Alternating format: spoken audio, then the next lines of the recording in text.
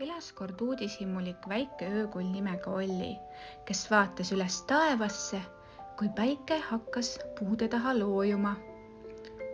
Kuhu päike öösel kaob, imestas Olli. Ta lehvitas tiibu ja otsustas küsida oma sõbralt orav Sikilt.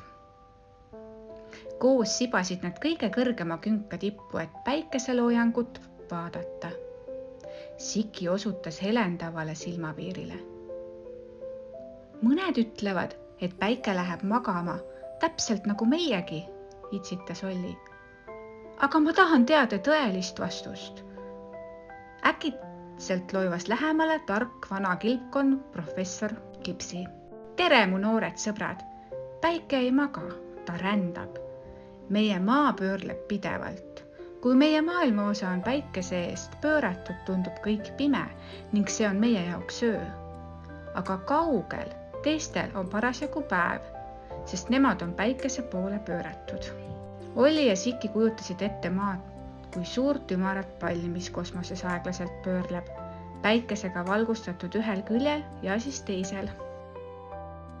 Vau, hüüdsid nad rõõmsalt.